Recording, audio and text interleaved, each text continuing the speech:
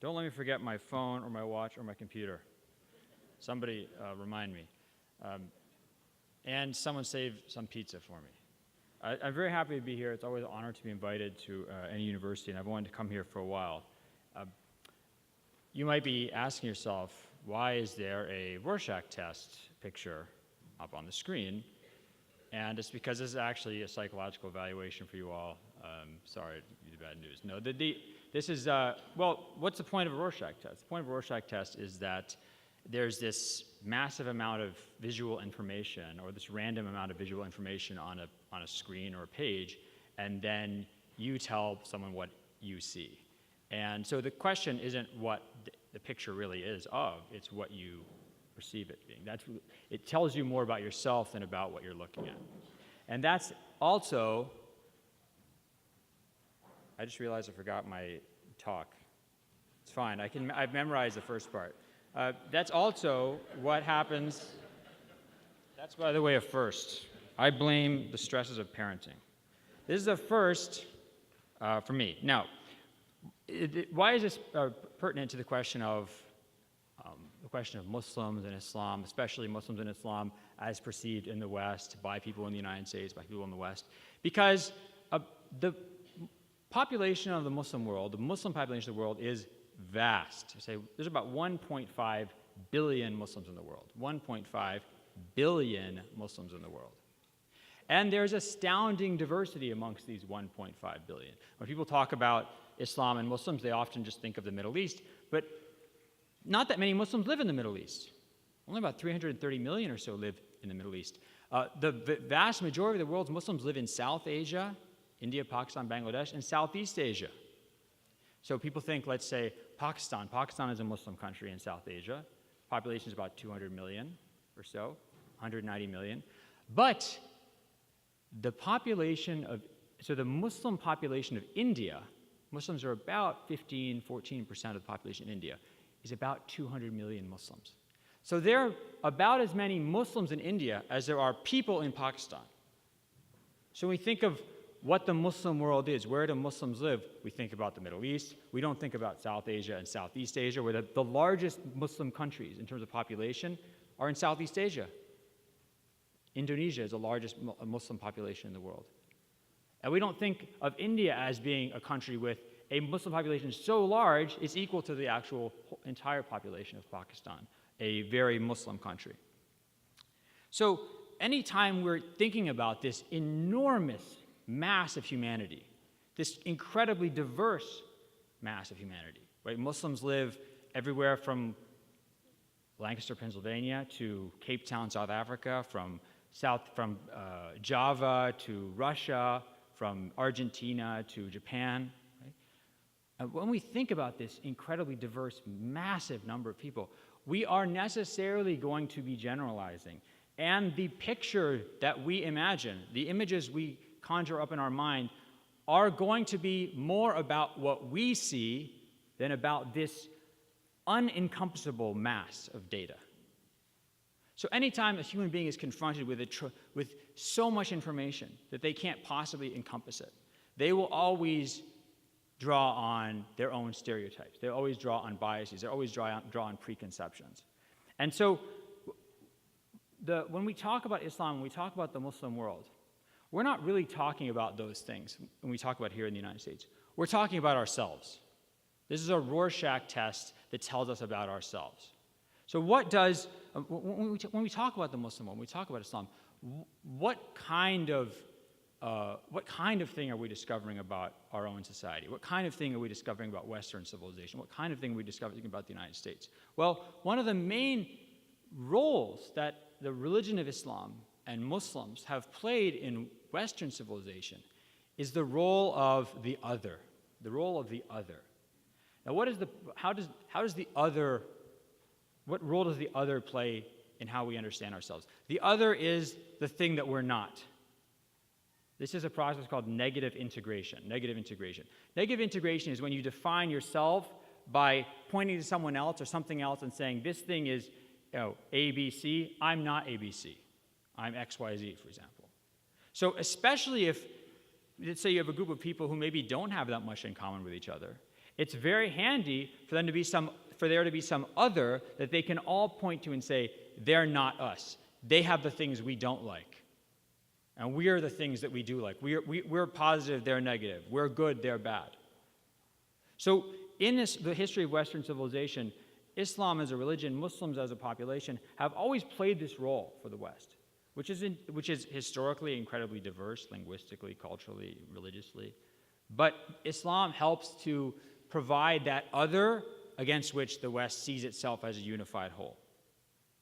But especially in the case of Islam-West relations, this is the case in a lot of instances of negative integration or talking about the other, but especially in the case of talking about Islam and Muslims when you're in the West. Islam and Muslims become the screen on which we project our own anxieties. Islam and Muslims become the screen on which we project our own anxieties, our own internal contradictions, our own hypocrisies. So I'm going to talk today a few examples of this. I'm going to talk about a few of the ways in which the way that we think about Muslims and Islam here in the United States really reveals more about us and reveals our anxieties, our inconsistencies, our internal contradictions. And in particular, one that comes up over and over again is our inability to deal with real difference. I want you to think about it. A lot of times people talk about America as a diverse country, as a country of immigrants, in which there's no official language. Of course, this is all quite contested today. But actually, if you think about it, the United States and Western Europe are very bad at dealing with real profound internal difference, dealing with real profound internal moral disagreement. And you just have to look at the way, for example, that Western European countries dealt with religious minorities over the course of a few centuries, and particularly the 20th century. It's very hard for Western culture to deal with real internal difference, especially religious and cultural difference. Okay. One of the things we see is that the way that people here in the United States and in the West in general perceive Islam and Muslims functions to keep minorities in their place and functions to deny minorities or the other the same rights that the majority in the West has. The same rights to freedom of expression, the same rights to freedom of religious practice, the same rights to religious belief. And I'll just take the example of freedom of speech first. One of the tropes you find in discussions about freedom of speech globally, and this will come up every couple of years, even every couple of months, you'll always have the same thing, which is the fact that Muslims and Islam just don't respect freedom of speech. Muslims just, you'll see sometimes newspaper articles or op-eds saying, why don't Muslims understand? Why don't they just understand the importance of freedom of speech? Why aren't they like us? And of course, probably the most famous and tragic example of this is the Charlie Hebdo killings in 2015. So at the beginning of 2015, a group of terrorists go into the Charlie Hebdo office of this satirical publication, and they kill much of the staff, right? And in the days after that, there's this tremendous demonstration of Western civilizational unity for the freedom of speech and against those Muslims who just don't understand why freedom of speech is so important. So you have these images of people, crowds of young French people getting together and standing and holding up pens and saying, "Je suis Charlie." Now, what we didn't see, in fact, actually, American newspapers, Americans being generally, I think, a bit more aware of consistency on freedom of speech issues than Western Europeans, that what you didn't see is the fact that in the days, just 2 days after the Charlie Hebdo attack, a French comedian, his picture of him here, Dieudonné Umbalabala, who had a comic routine where he would sort of poke fun at the French majority from the perspective of a religious and racial minority in France. He was banned from performing his comic routine because, as the court said in France, there's the reality of and gravity of the risk of trouble to public order. So this French administrative court said, this guy's comic routine poses a real threat to public order. because some of his jokes were seen as anti-Semitic, some of his jokes were seen as hate speech. Now you have to ask yourself the question, if public order is so important to French courts, and if the protection of public order is something that would justify restricting somebody's speech, why didn't the French government restrict what had already been demonstrated to be a real threat to public order, namely the Islamophobic cartoons published in Charlie Hebdo? For years, Charlie Hebdo had been publishing images of the Prophet Muhammad that were considered offensive to Muslims. And in fact, this attack in 2015 was not the first attack on the cartoon on the newspaper. So on one hand, you have a French court saying this minority comedian cannot speak because it presents a threat to public order. But when it comes to restricting a voice from the Christian or non-Muslim majority in the country, any restriction on that would be a violation of freedom of speech, and the freedom of speech is sacrosanct. Je suis Charlie. So this is an example of this, I think it's hypocrisy, where Muslims are criticized for not getting it, not understanding freedom of speech, while the sort of self-righteous expression of the majority actually conceals or veils that majority's refusal to give the minority the same rights to freedom of speech that they have. And the United States, thank God, has a much stronger regime of freedom of speech than Western European countries. And it's quite rare that you'll see the government in the United States restrict anyone's freedom of speech, except in the sort of normal manner of time, place, and normal ways of time, place, and manner, and having people behind barricades and things like that.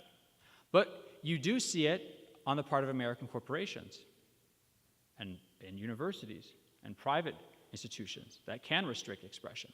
And if you remember back in 2012, actually it was I think it was September 11th, 2012, there was this trailer of a movie that was released on YouTube. The movie was never actually made, but it was supposed to be called The Innocence of Muslims. And it was a really low-budget trailer about a movie about the Prophet Muhammad. Now, I wrote an entire book on the Prophet Muhammad, so I read almost everything nasty that Western civilization and Christians have said about the Prophet Muhammad. This was the nastiest thing I'd ever seen. I mean, they came up with new nasty ways to insult Muslims and insult the Prophet Muhammad. And remember, there were all these protests in different parts of the Muslim world about this movie. And the United States government quietly tried to talk with YouTube to maybe get them to take this down. And in fact, they did in, I think, Pakistan and Afghanistan. But in general, YouTube refused. They said, this is freedom of speech. Now, just a month earlier in 2012, just a month before that, a Jewish publication called Jewish Press had published an article very proudly announcing that YouTube had agreed to take down hundreds of anti-Semitic videos. Hundreds of anti-Semitic videos. And if you look at YouTube's hate speech policy, which you can find on their webpage, it's very simple. It says, we do not allow any expression that expresses hatred towards any religious, ethnic, sexual minority, et cetera, any of these protected groups, or these classes. So when it came to anti-Semitic videos, they violated YouTube's hate speech policy, and they were taken down. When it came to this video, which was, in my opinion, the most insulting thing ever produced by a human being about the Prophet Muhammad, this did not violate YouTube's hate speech policy. And in fact, they made a point of keeping this video up, even though it very clearly insulted many, many millions of Muslims around the world and led to threats to public order. Okay. So that's freedom of speech. What about another issue that comes up all the time when we talk about Islam and Muslims, which is Islam and women, or women's issues, oppression of women? And here again, by the way, I'm in no way suggesting that I agree with the free speech rules in Muslim countries, or I think that they're all good. There's many problems in many Muslim countries. But I'm specifically talking about our perception here in the United States and what it tells us about ourselves. Same thing with issues of treatment of women in the Muslim world. We could sit around all day and come up with very valid criticisms of the way that Muslim women are treated in various Muslim countries. But my point is, we could sit around all day and talk about the treatment of women globally as a human problem. Not as a Muslim problem, as a human problem. What we see with the discourse of Islam and women in the West, when we talk about Islam and women, when you see this written about in the newspaper, or when, for example, Donald Trump gets convinced that we need to increase the number of troops in Afghanistan because his national security advisor shows him a picture of women in 1970 in Kabul walking in miniskirts. And he's so inspired by this that he thinks we have to go and send more troops to Afghanistan. If you haven't read this story, you can read it. Just Google it. You'll know what I'm talking about. Okay? So the fact that the notion of Muslim women being oppressed plays such a role in the way that we think about how our country should interact with the Muslim world, potentially even militarily interact with them. What we see historically in the West is that Islam and Muslims serves as a vehicle for expressing our anxieties about sexuality and outsourcing our patriarchy. I love this phrase, the notion of outsourcing patriarchy. We absolve ourselves of our own crimes against women, of our own mistreatment of women, of our own sexism, by making it always other people. It's always brown people. It's always Muslims who mistreat women. Think about this. How often do you read about violence against women in the United States? How often do you hear about a woman being killed by her partner, and this is talked about violence against women? No, it's always a crime. It's always this couple. It's an incident. It's a particular. When other people, when brown people over there do things, it's because of their religion. It's because of their misogynist culture, especially Muslims. And this is I find this absolutely fascinating. Okay, this was last summer, so summer of 2016. Tragically, a Pakistani social media star. Is that a thing? Can you be a social media star? Okay, I don't know if I'm making that up. So I guess she did Snapchats or something, or videos. I don't really understand how these things work. So her name was Qandil Baloch, or that was her screen name, and she was tragically and wrongly killed by her brother, who disapproved of her on-screen performances. Now, when she was killed, there was a standalone article in The Economist about her. And this is not unusual. I mean, if there is something, if there's you can always find examples in the media about honor killings in the Muslim world. Now, what no one talked about, when this happened, I immediately checked it out. I found in that same month in India, 3 dowry killings had occurred. You might say to yourself, gee, Professor Brown, what's a dowry killing?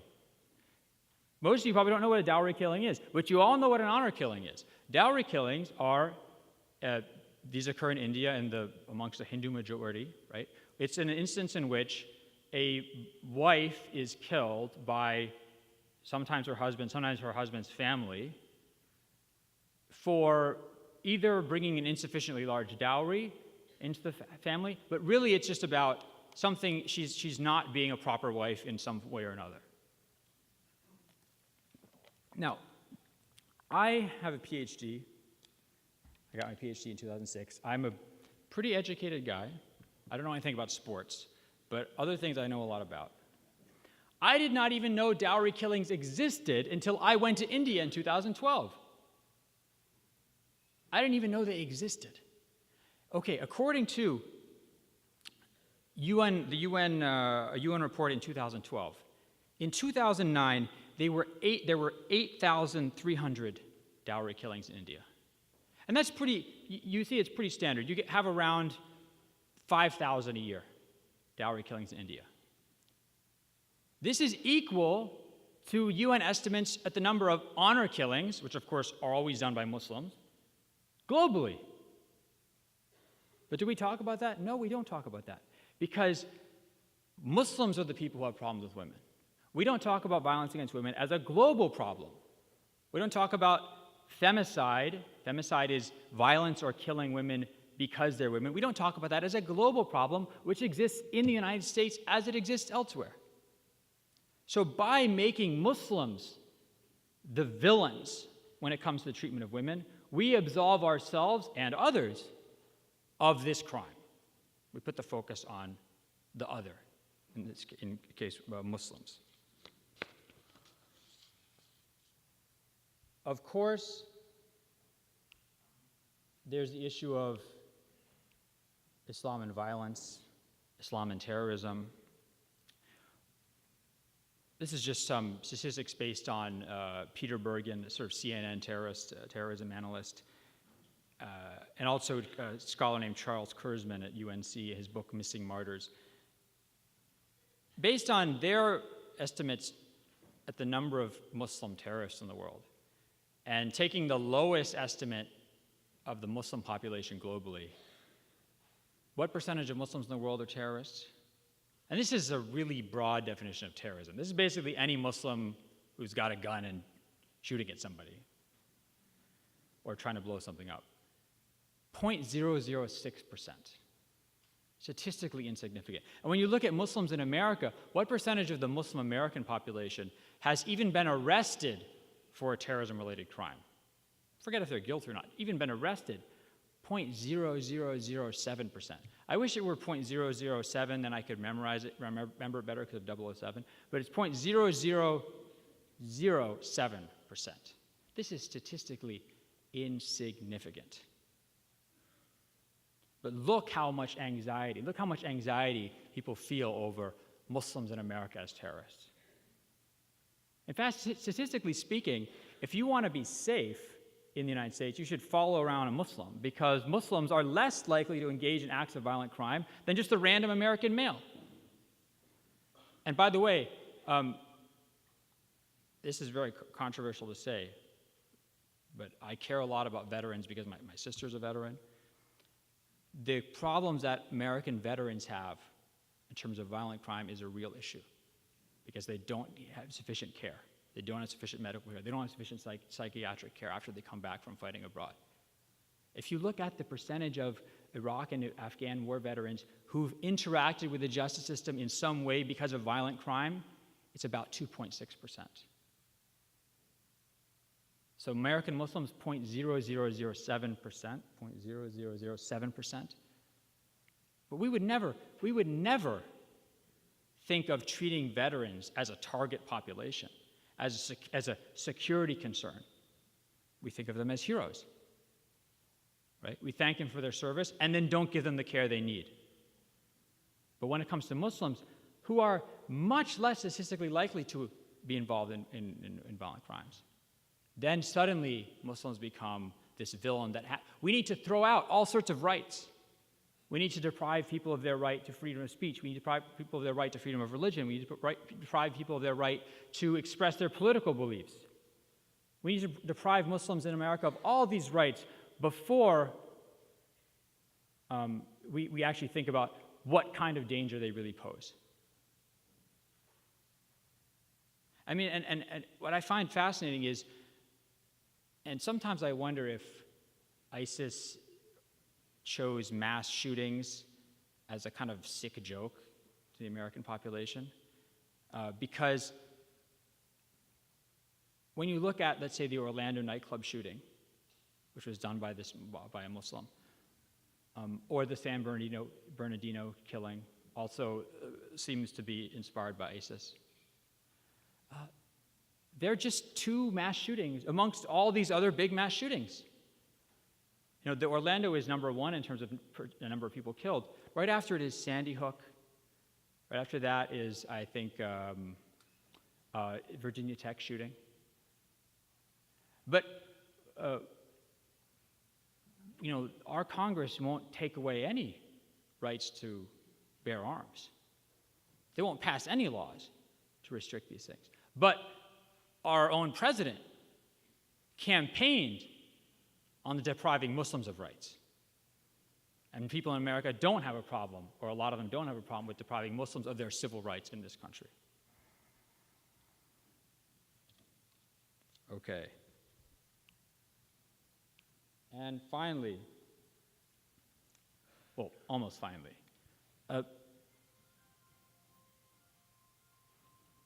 Sharia, which is, of course, always a hot topic. What is the Sharia? Some people don't know. Sometimes Sharia gets translated as Islamic law. That's a pretty good translation. Sharia is the idea of God's law. Sharia is kind of like American law in the sense that there's no book of American law. You can't go into the library and find, oh, give me the book of American law. American law is a field of law, and every state, Pennsylvania has law of property, and Maryland has family law, and all these other things.